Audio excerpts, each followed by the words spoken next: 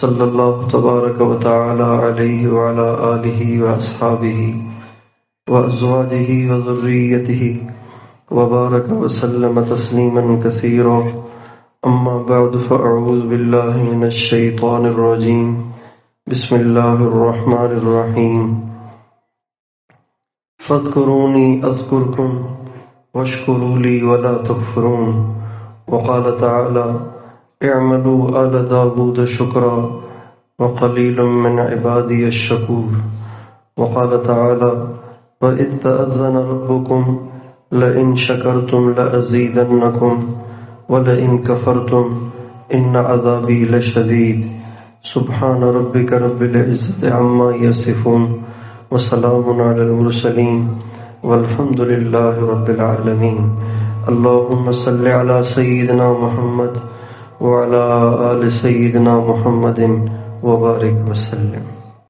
آج یہاں پہلی نماز اور پہلا جمعہ ہو رہا ہے اور قیامت تک یہاں نمازیں ہوں گی، قیامت تک یہاں جمعے ہوں گے۔ تو یہ قیامت تک کے جمعوں اور قیامت تک کی نمازوں کا اجر آج یہاں جمعہ پڑھنے والوں کو ملے گا۔ جو آدمی کسی چیز کو شروع کرتا ہے تو اس کو بعد والے سارے اجر کرنے والوں، کام کرنے والوں کا اجر ملتا ہے۔ اللہ تعالیٰ اپنے بندے سے ایک چیز کو بہت پسند کرتے ہیں، ایک چیز کو بہت ناپسند کرتے ہیں۔ جو چیز اللہ کو پسند ہے اپنے بندوں سے، اور وہ چیز ہر بڑے کو اپنے چھوٹے سے پسند ہے، وہ اللہ تعالیٰ کی نعمتوں کا شکر ہے۔ اللہ تعالیٰ یہ چاہتے ہیں کہ بندے شکر کریں، اور جو چیز اللہ تعالیٰ کو اپنے بندوں سے ناپسند ہے وہ ناشکری ہے، اور ہر بڑے کو اپنے چھوٹے سے ناشکری ناپسند ہے۔ جب چھوٹا یعنی بیٹا اپنے باپ سے کہے آپ نے کیا کیا ہے ہمارے لیے، تو آپ سوچیں باپ کے دل پہ کیا گزرتی ہے۔ یہ گھر بنایا ہے آپ نے، ایسا گھر ہوتا ہے، اس نے جتنی محنت کی ہوتی ہے اس پر جو اس کے دل میں ایک اوروں کی طرف سے حوصلہ افزائی کی توقع ہوتی ہے تو وہ ساری پاش پاش ہو جاتی ہے اور اس کا دل پرزا پرزا ہو جاتا ہے۔ لیکن جب اولاد کہے ابو آپ پہ قربان جاؤں، آپ نے کتنی محنت کی ہے، تو باپ اتنی محنت کرنے کے لیے دوبارہ تیار ہو جاتا ہے۔ تو اللہ تعالیٰ اپنے بندوں سے ناشکری کو ناپسند کرتے ہیں اور اپنے بندوں سے شکر کو بہت پسند کرتے ہیں۔ اور یہ شکر اتنا بڑا عمل ہے، اتنا بڑا عمل ہے کہ جس کا اثر دنیا میں بھی ظاہر ہوتا ہے، آخرت میں بھی ملے گا۔ ہمارے نبی کا ارشاد ہے وہ شخص جو کھائے اور سب شکر کرے، الطاعم الشاکر، وہ شخص جو کھائے اور پھر کہے یا اللہ تیرا شکر ہے، میں تو اس لائق نہیں تھا، کھائے اور شکر کرے، وہ اس کی طرح سے ہے کہ جو بھوکا رہے اور صبر کرے۔ اور نبی کریم صلی اللہ علیہ وسلم کی عادت شریفہ ہمیشہ شکر کرنے کی تھی۔ ہمارے نبی کبھی بھی ناشکری کا بول نہیں بولتے تھے، ہمیشہ اللہ کا شکر کرتے تھے۔ اور آپ صرف نعمتوں پہ اللہ کا شکر نہیں کرتے تھے، آزمائشیں آتی تھیں، پریشانیاں آتی تھیں، تکلیفیں آتی تھیں، تو بھی آپ اللہ کی تعریف کرتے تھے، اللہ کا شکر کرتے تھے۔ حدیث میں آتا ہے جب ہمارے نبی پر کوئی آزمائش، کوئی پریشانی آتی تو بھی آپ فرماتے تھے الحمدللہ علی کل حال، اے اللہ میں ہر حال میں تیری تعریف کروں گا، ہر حال میں تیرا شکر ادا کروں گا۔ ہمارے نبی کو جن مواقع پر سب سے زیادہ پریشانی پیش آئی ان میں سے ایک موقع غزوہ احد کا ہے۔ غزوہ احد میں ایک دم وہ ہوا جس کی توقع نہیں تھی، ایک دم وہ ہوا جس کی توقع نہیں تھی۔ غزوہ احد میں ایک تو مسلمانوں کو شکست ہو گئی جبکہ فتح ہوتی نظر آ رہی تھی، پھر 70 صحابہ شہید ہوئے، 70 صحابہ، ساتھ چلنے والے، جان نثار کرنے والے، اپنا سب کچھ اشارے پہ لٹانے والے، ان میں سے ایک بھی چلا جائے تو بڑا صدمہ ہوتا ہے۔ ایک ساتھ 70 شہید ہوئے، اور پھر یہ جو 70 شہید ہوئے یہ مدینے والے نہیں تھے، ان میں بہت سے وہ بھی تھے جو اپنا سب کچھ چھوڑ چھاڑ کے حضور کے ساتھ آئے تھے، اور ان میں وہ بھی تھے جنہوں نے مدینے میں دین کی بنیاد رکھی، مدینے میں دین کا مدرسہ قائم کیا، مدینے میں تبلیغ کا مرکز قائم کیا، مدینے میں خانقاہ بنائی، مدینے میں دین کی تبلیغ اور اشاعت کی، مدینے میں جن کے ذریعے سے دین پھیلا ان میں وہ بھی تھے، یعنی حضرت مصعب بن عمیر۔ ہمارے نبی تو بعد میں تشریف لائے تھے، آپ نے اپنے جانے سے پہلے حضرت مصعب بن عمیر کو بھیجا تھا، انہوں نے آ کے مدینے میں محنت کی، ایک ٹھیا بنایا جس کو مرکز کہیں، ایک ٹھیا بنایا، ایک مرکز بنایا، وہاں بیٹھتے تھے، اور پھر جو ان کے ساتھ مسلمان پہلے سے چند مسلمان تھے وہ اوروں کو لاتے، ملاقات کرواتے، اور پھر یہ ان سے بات کرتے یہاں تک کہ وہ اسلام میں داخل ہو جاتے۔ یوں کرتے کرتے کرتے کرتے ہمارے نبی کی آمد سے پہلے مدینے کے ہر گھر میں اسلام داخل ہو گیا تھا، مصعب بن عمیر۔ اور ان شہید ہونے والوں میں ہمارے نبی کے سب سے پیارے چچا بھی تھے، چچا تو آپ کے حضرت عباس بھی تھے، لیکن آپ کو جو حضرت حمزہ سے محبت تھی وہ کسی اور سے نہیں تھی، اور جتنا آپ حضرت حمزہ کے جنازے میں روئے اتنا آپ ساری زندگی کبھی کسی کے جنازے میں نہیں روئے، حضرت حمزہ۔ اور آپ علیہ السلام نے حضرت حمزہ پر حضرت حمزہ کا جنازہ 70 دفعہ پڑھا۔ کتنی دفعہ جنازہ پڑھا؟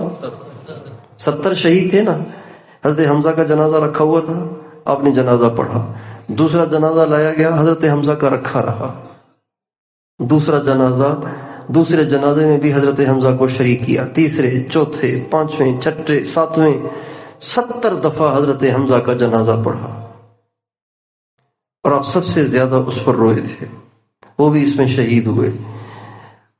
اور بہت سے صحابہ کا کفار نے مسلح کر دیا تھا، مسلح کہتے ہیں کسی کے جسم کی بے حرمتی کر کے اس کو بگاڑ دینا، آنکھیں نکالی جاتی تھی، مسلح کہتے ہیں آنکھیں نکال دینے کو، ناک اور ہونٹوں اور کانوں کو کاٹ دینے کو، پیٹ پھاڑ دینے کو، شرمگاہ کاٹ دینے کو، جسم کے ٹکڑے ٹکڑے کر دینے کو مسلح کہا کرتے تھے۔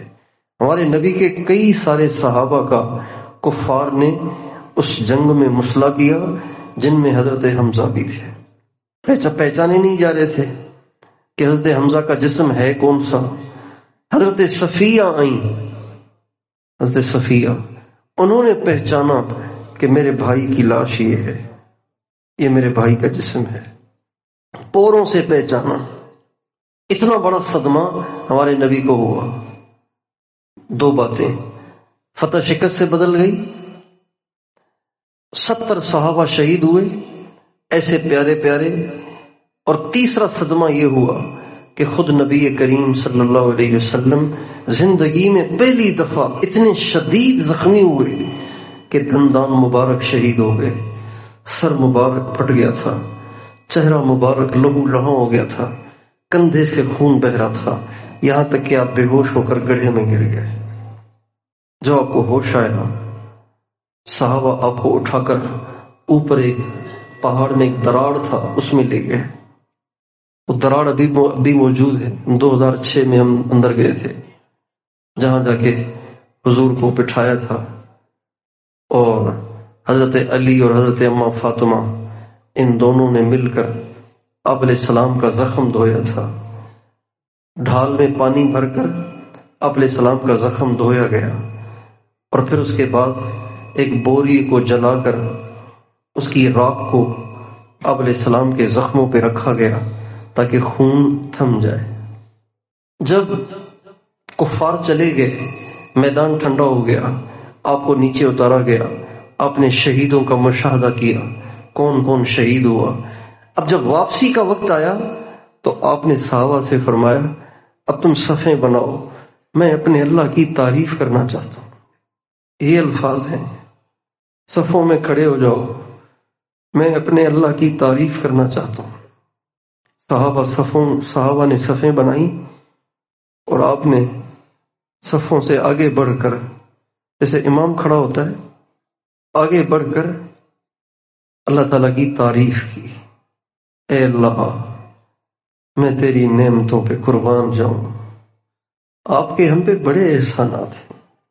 یہ امت کو ہمارے نبی نے ایک سبق دیا اور امت کی تعلیم فرمائی، امت کی تربیت فرمائی کہ ہمیں ہمیشہ اللہ کا شکر کرنا ہے۔ شکر کرنا بہت بڑی نعمت ہے۔ جس کو شکر کی توفیق ہو گئی، یہ اس بات کی دلیل ہے کہ اللہ تعالیٰ اپنی نعمتیں اسے دینا چاہتا ہے، یہ اس بات کی دلیل ہے۔ اور ناشکری بڑی مصیبت ہے، اور ناشکری سزا ہے، اور ناشکری اللہ تعالیٰ کی ناراضگی کی دلیل ہے کہ اللہ تعالیٰ اب اس سے چھیننا چاہتا ہے، اس لیے ناشکری ہو رہی ہے اس سے۔ اللہ تعالیٰ فرماتے ہیں وَإِذْ تَأَذَّنَ رَبُّكُمْ لَئِن شَكَرْتُمْ لَأَزِيدَنَّكُمْ وَلَئِن كَفَرْتُمْ إِنَّ عَذَابِي لَشَدِيدٌ۔ اللہ تعالیٰ فرماتے ہیں تمہارے رب نے یہ فیصلہ کر دیا ہے، تمہارے رب نے یہ فیصلہ کر دیا ہے کیا؟ لَئِن شَكَرْتُمْ، اگر تم بنو گے شاکر، اگر تم کرو گے شکر، اگر تم نعمتوں کی قدر کرو گے، اگر تم نعمتوں کا اقرار کرو گے، اللہ تعالیٰ کی تعریف کرو گے، لَأَزِيدَنَّكُمْ۔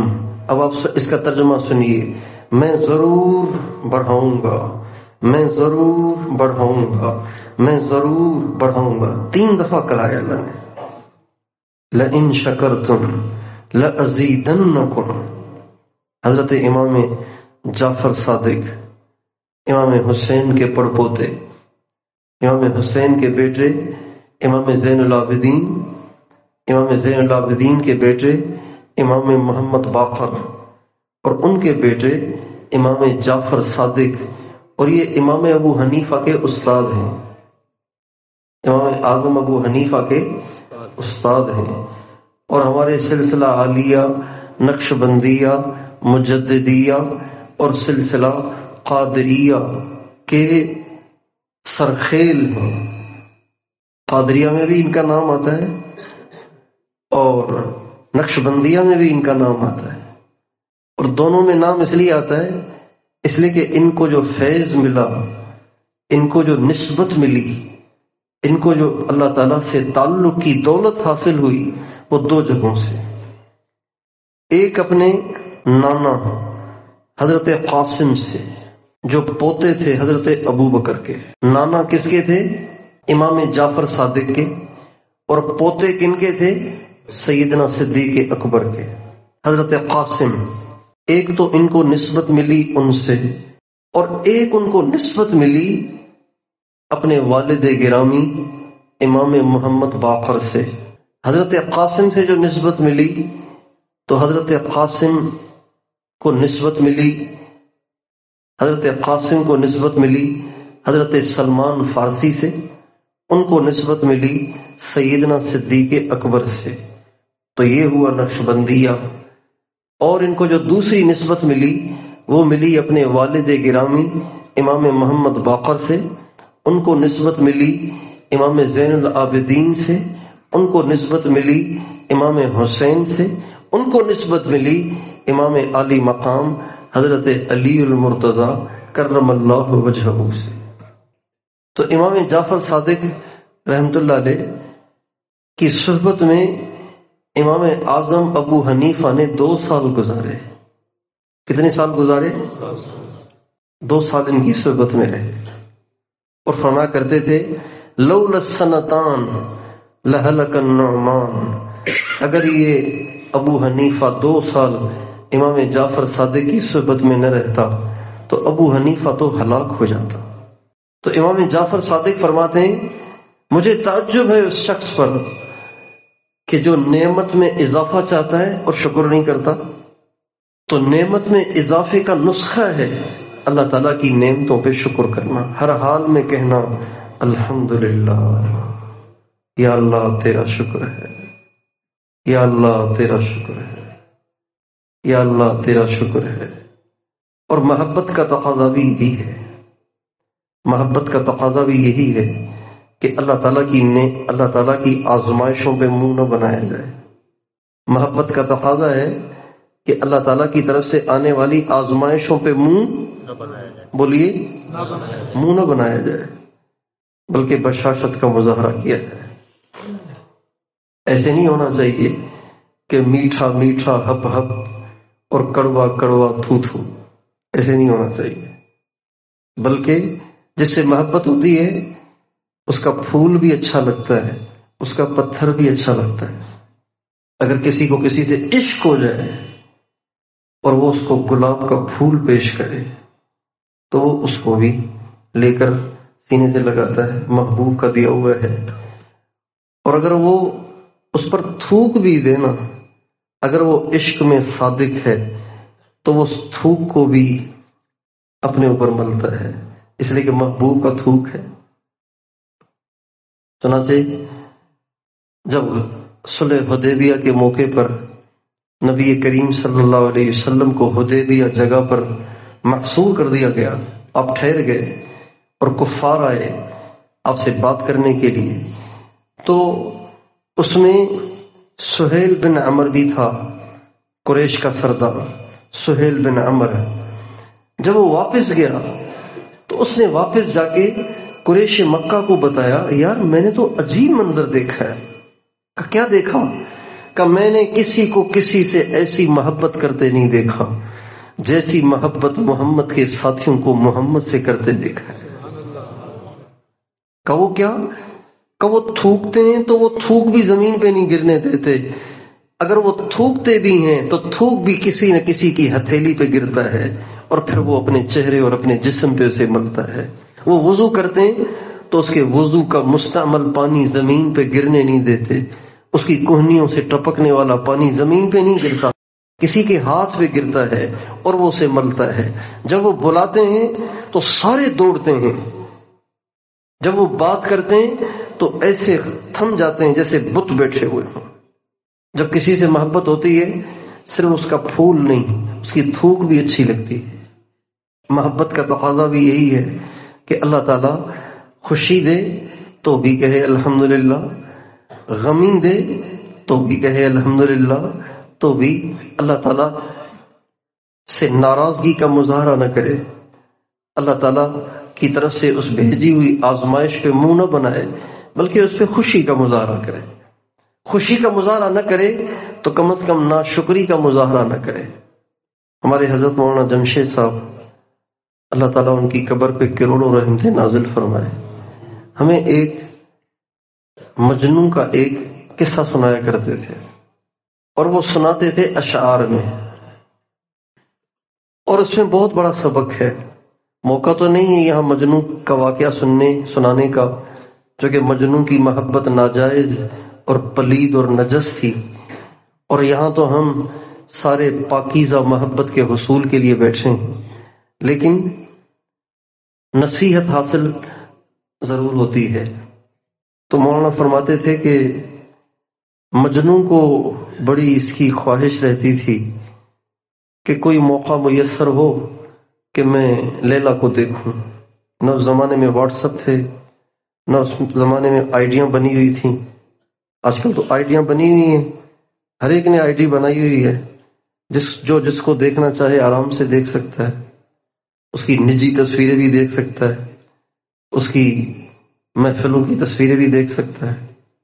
تو اس کو بڑی خواہش تھی کہ میں لیلا کو دیکھوں.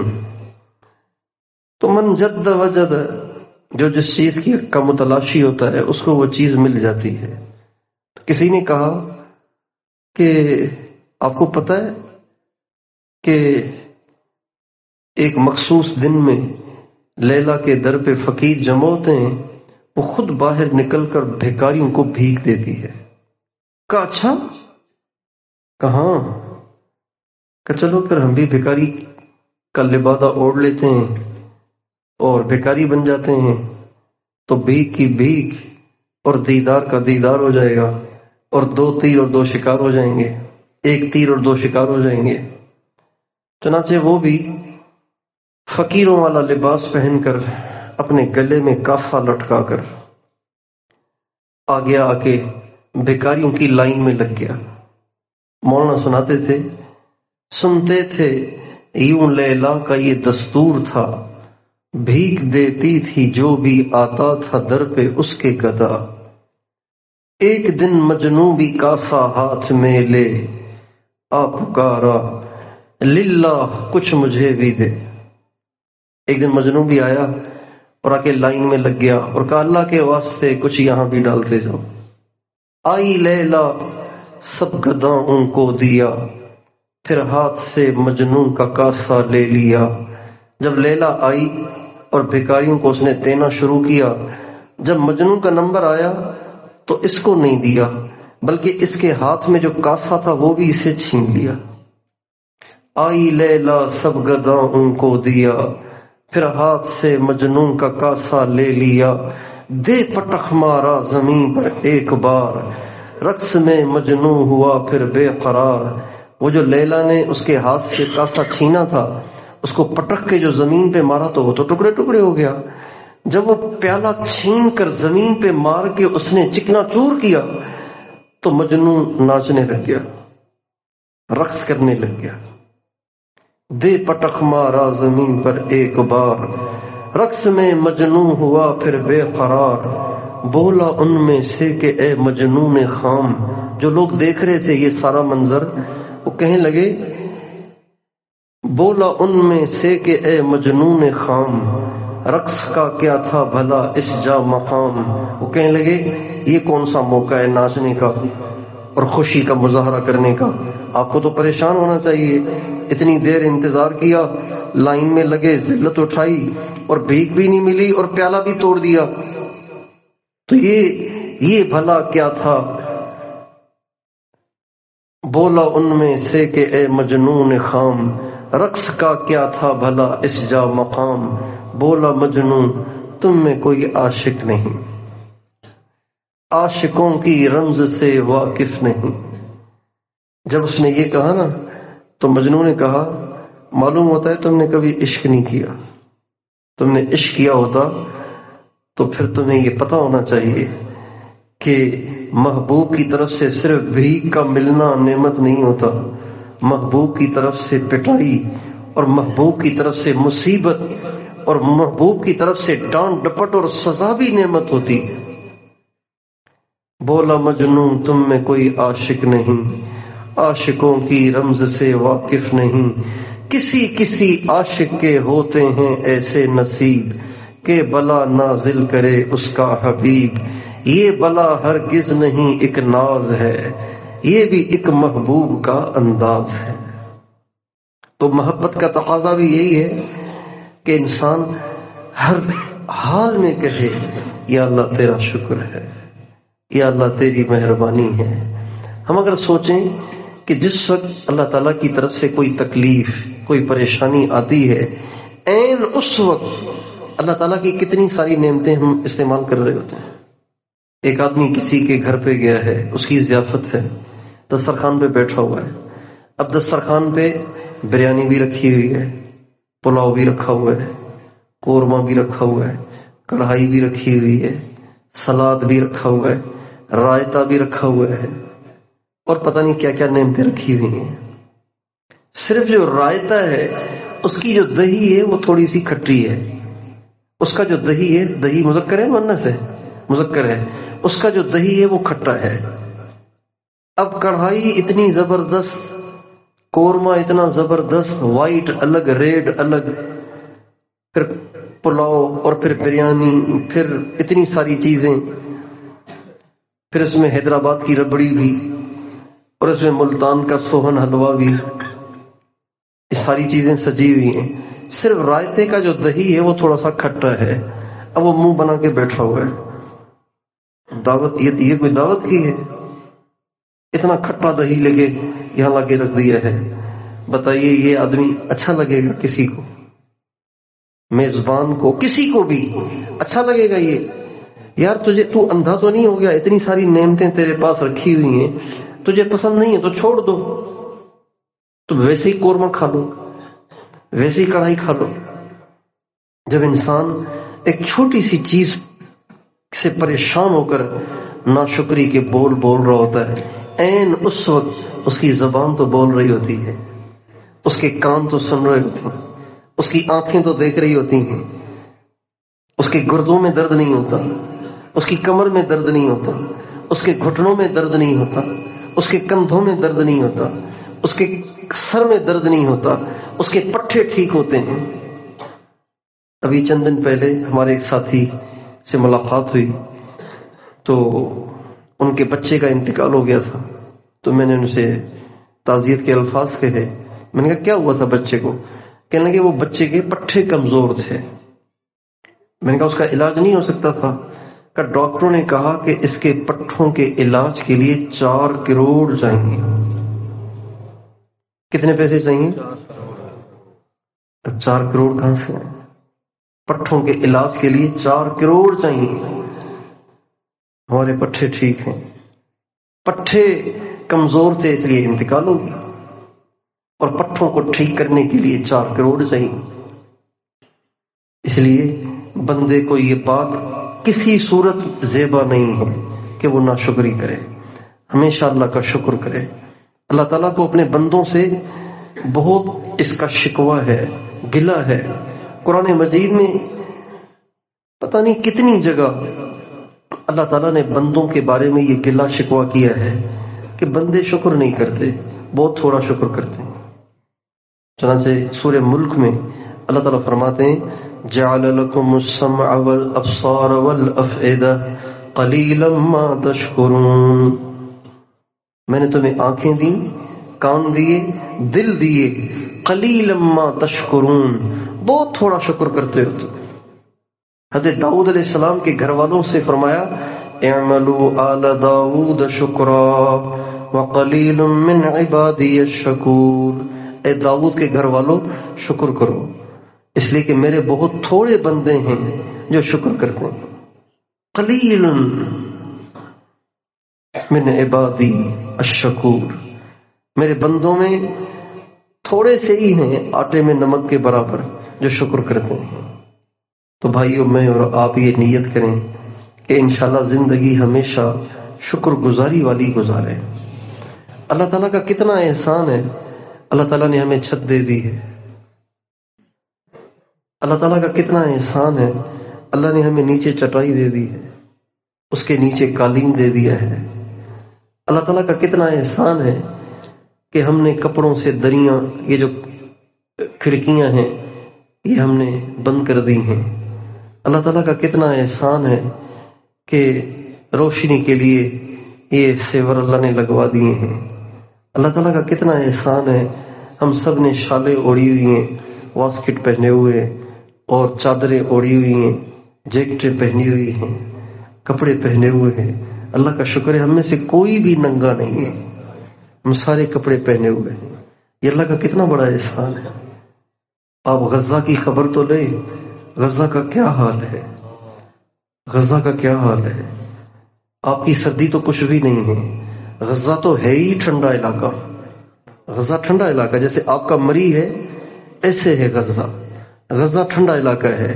اب ان کے پاس گھر بھی نہیں ہے، خیمے بھی نہیں ہیں، اور کتنے بچے شہید ہو رہے ہیں صرف سردی کی تاب نہ لا کر۔ ہمیشہ اللہ کا شکر ادا کریں۔ ناشکری انسان اس وقت کرتا ہے جب دنیا کے لحاظ سے اپنے سے اوپر والوں کو دیکھتا ہے، اس وقت ناشکری کرتا ہے۔ تو ہمارے نبی کی ہمیں نصیحت ہے کہ ہمیں دنیا کے لحاظ سے اپنے سے اوپر والوں کو نہیں دیکھنا، اپنے سے نیچے والوں کو دیکھنا ہے۔ یہ ہمارے نبی کی ہمیں نصیحت ہے۔ جب ہم اس نسخے پہ عمل کریں گے تو ہمیشہ ہم شکر گزار بن کے رہیں گے۔ ابراہیم علیہ السلام کی اللہ تعالیٰ نے بہت ساری صفات قرآن میں بیان کی ہیں، ان میں سے ایک صفت یہ بھی ہے شاکرا لانعمہ، وہ میری نعمتوں کا بڑا شکر کرتے تھے۔ اور ایک نبی کے بارے میں فرمایا انہ کان عبدا شکورا، وہ میرے ایسے بندے تھے جو میرا بہت شکر ادا کرتے تھے۔ جب انسان کو کسی کی کوئی خوبی پسند ہو نا تو اس کے چلے جانے کے بعد اس خوبی کا تذکرہ کر کے اس کو یاد کرتا ہے۔ میرے تو 4 بیٹے ہیں، ایک مثال کے طور پہ میرا جو پہلا بیٹا تھا نا جو فوت ہو گیا، وہ بہت میری خدمت کرتا تھا، وہ بڑا خدمت گزار تھا، بڑا فرما بردار تھا۔ اللہ تعالیٰ فرماتے ہیں انہ کان عبدا شکورا، وہ بہت شکر کرنے والے تھے۔ تو ہم بھی نیت کریں اللہ تعالیٰ کو شکور بن کے دکھائیں، ٹھیک ہے؟ انشاءاللہ شکور بنیں گے نا، کبھی ناشکری کا بول تو نہیں بولیں گے، ہمیشہ اللہ پاک کا شکر ادا کریں۔ جس گھر کی عورتیں شکر گزار ہوں اس گھر میں کبھی تنگی نہیں آئے گی، یہ لکھ لیجئے۔ جس گھر کی عورتیں شکر گزار ہوں اس گھر میں کبھی تنگی نہیں آئے گی۔ جس گھر کی عورتیں شکر گزار ہوں اس گھر میں کبھی تنگی نہیں آئے گی۔ جس گھر کی عورتیں شکر گزار ہوں اس گھر میں کبھی ٹینشن اور پریشانی کی کیفیت اور بے سکونی اور بے چینی کی کیفیت نہیں بنے گی۔ جس گھر کی عورتیں شکر گزار ہوں اس گھر میں کبھی ایسی لڑائیاں نہیں ہوں گی کہ معاملہ جدائی تک جا پہنچے۔ ابراہیم علیہ السلام اپنے بیٹے حضرت اسماعیل سے کبھی کبھی ملنے آیا کرتے تھے مکہ معظمہ میں، خود تو فلسطین میں رہتے تھے، بیٹے مکہ میں رہتے تھے حضرت اسماعیل علیہ السلام۔ ایک دفعہ تشریف لائے، شادی کے بعد نہیں آئے تھے، تو تشریف لائے تو دیکھا وہ تو ہے نہیں، ایک عورت بیٹھی ہوئی ہے۔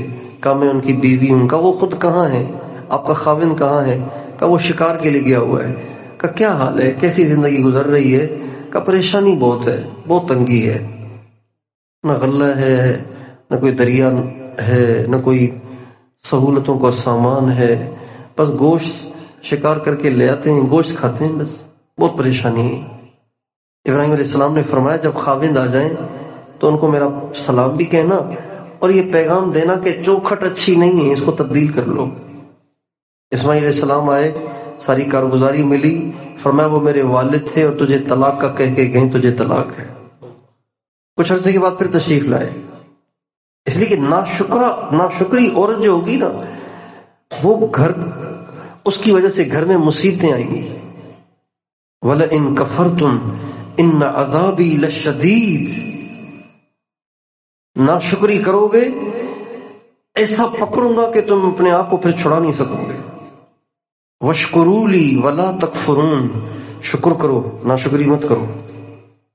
تو وہ جو مصیبت کا ذریعہ تھی، مصیبت کی وجہ تھی، اسماعیل علیہ السلام نے ان کو فارغ کر دیا۔ اس کا مطلب یہ نہیں کہ اگر کسی کی بیوی ناشکری ہو تو جا کے طلاق دے دے گی کہ بیان سن کے آیا ہوں، ایسے نہیں کرنا۔ اس پہ محنت کریں، اس کی تربیت کریں۔ نبی کی بات وہی ہوتی ہے، میری بات وہی نہیں ہے، نبی کی بات وہی ہوتی ہے۔ ابراہیم علیہ السلام نبی تھے، ان کی بات وہی تھی، اللہ کی طرف سے تھی کہ اب اس کو نہیں رکھنا چاہیے۔ پھر نبی کے گھر میں تو نبی کے شایان شان بیوی ہونی چاہیے نا۔ عورتوں میں عام طور سے ناشکری ہوتی ہے، کچھ چیزیں گھٹی میں ہوتی ہیں نا، کچھ چیزیں گھٹی میں ہوتی ہیں۔ جیسے مشہور ہے کہ میمن بخیل ہوتا ہے، مشہور ایک بات پٹھان دلیر ہوتا ہے، ایک بات مشہور ہے۔ تو کچھ چیزیں گھٹی میں ہوتی ہیں نا، گھٹی میں ہوتی ہیں، تو عورت کی گھٹی میں ناشکری ہوتی ہے، اس کی تربیت کرنی ہوتی ہے، اس کو پیار سے سمجھانا ہوتا ہے۔ ابراہیم علیہ السلام نے ایک دفعہ اور چکر لگایا، تشریف لائے، تو بھی نہیں تھے، عورت بیٹھی تھی، کہاں ہیں؟ کہ میں بیوی ہوں ان کی، وہ تو شکار پہ گئے ہوئے ہیں۔ کہ کیا حال ہے؟ کہ اللہ کا شکر ہے۔ کیسے؟ کہ شکار کر کے لے آتے ہیں، گوشت کھاتے ہیں، زمزم پیتے ہیں، اور کیا چاہیے؟ اللہ کا شکر ہے، مزے لگے ہوئے۔ ابراہیم علیہ السلام جانے لگے، فرمایا خاوند کو سلام کہنا، بتانا کہ کوئی بڑے میاں آئے تھے، اور کہنا چوکھٹ بہت اچھی ہے، اسے سنبھال کے رکھنا۔ اپنی عورتوں، اپنے بچوں اور اپنی ذات سے ہمیں شکور بننا ہے، شاکر بننا ہے، ہمیشہ اللہ کی نعمتوں کی شکر گزاری اپنانی ہے، اور ہمیشہ اللہ کا شکر ادا کرنا ہے۔ اللہ تعالیٰ کی طرف سے پریشانی آ جائے تو اس وقت سوچنا چاہیے کہ عین اس وقت کتنی ساری نعمتیں میرے پاس، عین اس وقت کتنی ساری نعمتیں، تو پھر اس مصیبت کا برداشت کرنا آسان ہو جاتا ہے۔ حضرت عروہ ابن زبیر کو بنو امیہ کے بادشاہ نے اپنے پاس خدمت کے لیے بلایا۔ جب وہاں گئے تو اللہ کی شان، ان کا چھوٹا بیٹا داخل ہوا گھوڑوں کے استبل میں، گھوڑے نے ماری لات تو وہ بیٹا شہید ہو گیا۔ بہت پریشانی کی بات ہے، اولاد کی موت۔ تو لوگ عیادت کے لیے، تعزیت کے لیے آئے تو فرمانے لگے زیادہ غم کی بات نہیں ہے، اس لیے کہ بیٹے مجھے اللہ نے کئی دیے ہیں، شکر ہے کہ ایک ہی لیا ہے، باقی ابھی باقی ہے۔ اللہ کی شان، اسی سفر میں ٹانگ میں پھوڑا نکلا اور ٹانگ کٹ گئی، ایسا زہریلا پھوڑا تھا کہ ٹانگ ہی کٹ گئی۔ ان کا بھی اب آپ ٹانگ نہیں کاٹیں گے تو سارا جسم خراب ہو جائے گا، ٹانگ کٹ گئی۔ لوگ عیادت کے لیے تشریف لائے، حاضر ہوئے، فرمانے لگے غم کی بات نہیں، 2 بازو بھی باقی ہیں، 1 ٹانگ بھی باقی ہے، 4 لے لیتا میں کیا کرتا، ایک ہی لیا ہے۔ یہ نسخہ ہے مصیبت کے ایام، پریشانی کے ایام میں بھی پرسکون رہنے کا، یہ نسخہ ہے۔ آزمائش دنیا میں سب پہ آتی ہے، تکلیف دنیا میں سب پہ آتی ہے۔ اگر دنیا میں تکلیفوں سے کوئی بچ جاتا تو وہ انبیاء تھے، جبکہ سب سے زیادہ تکلیفیں انبیاء پہ آتی ہیں۔ بادشاہوں پہ بھی تکلیفیں آتی ہیں، جن کے پاس ہر ذریعہ، ہر سبب، ہر وسیلہ ہوتا ہے، ان پہ بھی تکلیفیں آتی ہیں۔ اس لیے اللہ تعالیٰ مجھے اور آپ کو شکر گزاری کی زندگی عطا فرمائے۔ ہم اللہ تعالیٰ کا شکر ادا کریں کہ اللہ تعالیٰ نے ہمیں آپس میں دین کی نسبت سے، اللہ کی محبت کی نسبت سے جمع ہونے کی توفیق عطا فرمائی ہے۔ بازار میں بہت دنیا ہے، بہت بھیڑ ہے، شاپنگ مال میں جائیں تو اس سے زیادہ مجمع وہاں ہے، شاپنگ مالوں میں جائیں گے تو اس سے زیادہ مجمع وہاں ہے، ساحل سمندر پہ جائیں گے اس سے زیادہ لوگ وہاں ہیں، لڑکیاں بھی ہیں، لڑکے بھی ہیں، لیکن وہ اللہ کے لیے جمع نہیں ہوئے، وہ اللہ کے لیے جمع نہیں ہوئے۔ یہ سارا مجمع اللہ کی محبت کے لیے جمع ہوا ہے۔ اور حدیث قدسی میں اللہ تعالیٰ فرماتے ہیں وجبت محبتی للمتحابین فی، وجبت محبتی للمتجالسین فی، وجبت محبتی للمتبازلین فی، وجبت محبتی للمتجالسین فی۔ میری محبت واجب ہے ان لوگوں کے لیے جو میری وجہ سے آپس میں مل بیٹھتے ہیں، میری محبت واجب ہے ان لوگوں کے لیے جو میری وجہ سے آپس میں ایک دوسرے کے ساتھ محبت کرتے ہیں، اور میری محبت واجب ہے ان شخصوں کے لیے جو میری وجہ سے ایک دوسرے سے ملاقات کرتے ہیں، اور میری محبت واجب ہے ان لوگوں کے لیے جو میری وجہ سے ایک دوسرے پہ خرچ کرتے ہیں۔ یہ مجمع صرف اللہ کی محبت میں یہاں آیا ہے، کسی دنیاوی لالچ میں نہیں آیا۔ سردی تو ایسی ہے کہ گھر سے نکلنے کو دل ہی نہیں کرتا، دکاندار کا دکان پہ جانے کو دل نہیں کرتا، دفتر والے کا دفتر پہ جانے کو دل نہیں کرتا، مزدور کا مزدوری کے لیے جانے کو دل نہیں کرتا۔ ایسی سردی اور دھند اور ٹھنڈ میں اور اسباب کی کمی کے ساتھ آپ سارے کے سارے یہاں اللہ کی محبت میں جمع ہوئے ہیں، تو یہ آپ کا جمع ہونا رائے گا نہیں جائے گا، یہ ضرور اللہ کی محبت کا باعث بنے گا، یہ ضرور اللہ کی محبت کا ذریعہ بنے گا۔ اللہ تعالیٰ فرماتے ہیں وَكَانَ اللَّهُ شَاكِرًا عَلِيمًا، اللہ اپنے بندوں کی نیکیوں کا بڑا قدردان ہے۔ اللہ تعالیٰ بالکل ان نیکیوں کو ضائع نہیں کرے گا۔ اللہ تعالیٰ اس قربانی کی برکت سے ضرور یہاں آنے والوں کو اپنی محبت کی دولت عطا فرمائے گا۔ تو اللہ تعالی ہم سب کو یہاں صحیح وقت گزارنے کی توفیق عطا فرمائے۔ کوشش کریں، اس بات کی کوشش کریں کہ ایک تو یہاں رہنے والے مجمع کو چاہیے کہ آپس میں بات چیت بالکل نہ کریں۔ آپ نے ہمارے تبلیغی اجتماعات میں کہیں گنگوں کا حلقہ دیکھا ہے؟ گنگوں کا حلقہ دیکھا ہے؟ سماج سے معذور احباب کا حلقہ، ایک اس میں کرسی پہ بیٹھا ہوتا ہے، وہ اشارے کر رہا ہوتا ہے اور دوسرے سن رہے ہوتے ہیں، آپس میں بیٹھ کے اختلاط بھی کر رہے ہوں، ایک دوسرے کو دعوت بھی دے رہے ہوں، تب بھی آواز نہیں ہوتی، اشارے ہوتے ہیں۔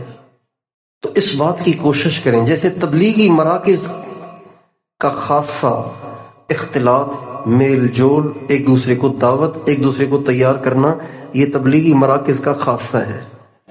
خانقاہوں کا جو خاصہ ہے نا، وہ ہے سناٹا۔ خانقاہیں ایسی ہوتی ہیں جیسے قبرستان، خانقاہ میں جائیں گے نا، خانقاہ میں گھسیں گے تو ایسے لگے گا جیسے قبرستان میں آگے ہوں، چون بھی نہیں ہے کہیں۔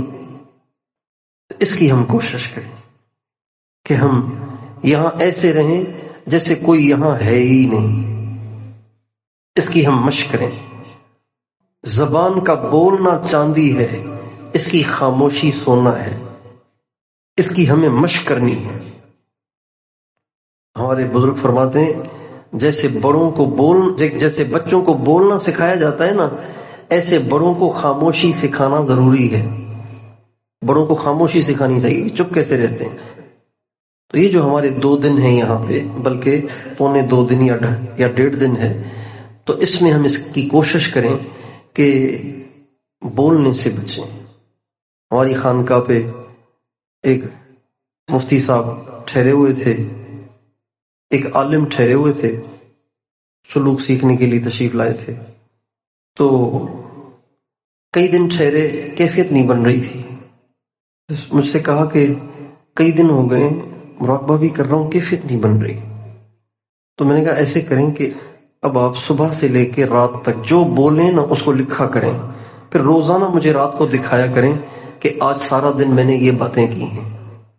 اب جب ساری باتیں، اب جو بولو وہ دکھاؤ، تو انہوں نے دکھایا ہی نہیں۔ ایک دن بھی نہیں دکھایا، دوسرے دن بھی نہیں دکھایا، تیسرے دن بھی نہیں دکھایا، ہفتہ 8 دن گزر گئے، کچھ بھی نہیں دکھایا۔ میں نے کہا میں نے آپ سے کہا تھا کہ آپ روزانہ رات کو دکھایا کریں نا، کہ اس دن سے لے کے اب تک ایک بول بھی نہیں بولا، اور ایسی کیفیت ہے کہ بس کیا بتاؤں، رگ رگ سے اللہ اللہ، روئیں روئیں سے اللہ اللہ۔ ہم لوگ کچھ نہ کچھ اعمال کر لیتے ہیں، پرہیز نہیں کرتے۔ ہمارے مولانا زاہد شاہ صاحب رحمۃ اللہ علیہ کو میں دیکھتا تھا کہ جب وہ اس عنوان پہ بات کرتے تھے تو ان کی آنکھوں میں آنسو ہوتے تھے، اور وہ درد سے جیسے پھٹ رہے ہوتے تھے، ایسے جیسے پھٹ رہے ہیں، اور یہ فرماتے تھے اعمال تو ہم کچھ نہ کچھ کر لیتے ہیں، پرہیز نہیں کرتے۔ یہ لہجہ تھا ان کا، اعمال تو ہم کچھ کر لیتے ہیں، پرہیز نہیں کرتے۔ تو آپ سارے اس 1.5 پونے 2 دنوں میں اتنا سا لوتھڑا ہے، یہ اس کو کنٹرول کریں۔ جرمہ صغیر و جرمہ کبیر، سائز اس کا بہت چھوٹا ہے لیکن اس کے بول بڑے خطرناک ہیں، گولی سے زیادہ اثر ہے ان میں، سانپ اور بچھو کے ڈنگ سے زیادہ زہر ہے اس میں۔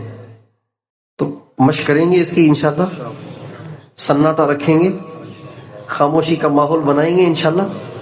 پیچھے والے بتائیے، خاموشی کا ماحول بنائیں گے نا، سناٹے کا ماحول بنائیں گے نا، ایسے جیسے کوئی یہاں ہے ہی نہیں، اس کا ماحول بنائیں۔ دوسرا، ادھر ادھر دیکھنے سے پرہیز کریں، بس یوں رہیں۔ نبی کریم صلی اللہ علیہ وسلم کی نظر کا جو زاویہ تھا نا، وہ متعین تھا۔ ہماری نظر کا تو کوئی زاویہ متعین ہی نہیں ہے نا، ہم فل اوپر بھی دیکھ لیتے ہیں، فل نیچے بھی دیکھ لیتے ہیں، فل دائیں بھی دیکھ لیتے ہیں، فل بائیں بھی دیکھ لیتے ہیں، فل آگے بھی دیکھ لیتے ہیں، فل پیچھے بھی دیکھ لیتے ہیں، جہاں تک نظر جاتی ہے وہاں تک دیکھتے ہیں۔ ہمارے نبی کی نظر ایسے نہیں تھی، ہمارے نبی کی نظر کا زاویہ تھا۔ اگر آپ کھڑے ہوتے تو آپ کی نظر سجدے کی جگہ سے ہٹتی نہیں تھی، اگر آپ بیٹھتے تھے تو آپ کی نظر گود سے ہٹتی نہیں تھی، بیٹھتے تھے تو نظر گود میں، کھڑے ہوتے تھے تو نظر سجدے کی جگہ۔ اسی کی ہم سے نماز میں مشق کرائی جاتی ہے. جب ہم قیام میں کھڑے ہوتے ہیں تو ہمیں نظر کہاں رکھنے کا حکم ہے؟ جب ہم بیٹھتے ہیں اتحیات میں یا جلسے میں 2 سجدوں کے درمیان تو نظر ہمیں کہاں رکھنے کا کہا گیا ہے؟ گود میں. یہ ہمارے نبی کی نظر کا زاویہ ہے. یہ 2 چیزیں اپنی قابو میں کریں. جب آپ یہ 2 چیزیں قابو میں کر لیں گے تو پھر وقوف قلبی لانا نہیں پڑے گا، وقوف قلبی خود ہوگا. دل میں اللہ کی یاد اور اللہ کا دھیان لانا نہیں پڑے گا، خود رہے گا. کوشش کریں گے نا انشاءاللہ. اللہ تعالی ہم سب کو توفیق عطا فرمائے.